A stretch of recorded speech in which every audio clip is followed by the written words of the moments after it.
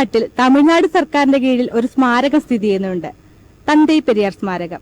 അവിടെയാണ് നമ്മളിപ്പോൾ ഉള്ളത്.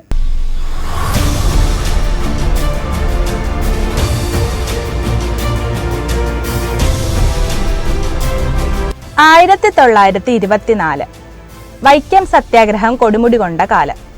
വൈക്കം സത്യാഗ്രഹത്തിന് നേതൃത്വം വഹിച്ച TK. Madhavan, K. Kelappan, barrister George Joseph, K P. Kesava Menon തുടങ്ങിയ നേതാക്കളെല്ലാം തന്നെ ജയിലിലായ സമയം. സത്യാഗ്രഹ സമരം അനിശ്ചിതത്വത്തിലായ ആ കാലഘട്ടത്തിൽ തമിഴ്നാട്ടിൽ നിന്നും എത്തിയ ഒരു സാമൂഹിക നേതാവിനെ പൂർണ്ണ വിശ്വാസത്തോടെ സമരത്തിന് നേതൃത്വം വഹിക്കാൻ പ്രമുഖ നേതാക്കളെല്ലാം തീരുമാനിക്കുന്നു. ആ നേതാവ് തനിക്ക് നൽകിയ ദൗത്യം പൂർണ്ണ സമ്മതത്തോടെ ഏറ്റെടുക്കുകയും ചെയ്യുന്നു. അതിനൊരൊറ്റ കാരണമേ ഉള്ളൂ, അത് തന്തൈ പെരിയാർ ആയിരുന്നു.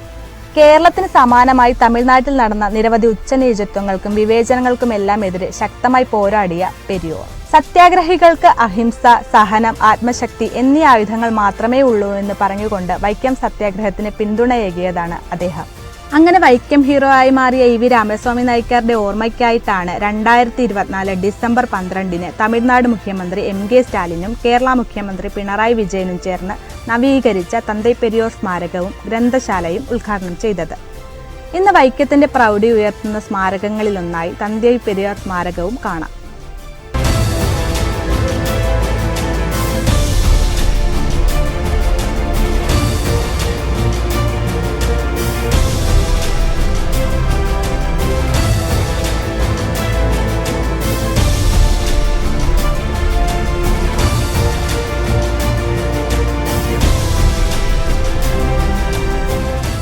നാട്ടിലെ ഉച്ചനീചത്വങ്ങൾക്കെതിരെ പോരാടിയ തന്തൈ പെരിയാറിന്റെ മ്യൂസിയത്തിനുള്ളിൽ നിന്നും ക്യാമറമാൻ ജിത്തുവിനൊപ്പം ശരണ്യ, KMC ന്യൂസ്.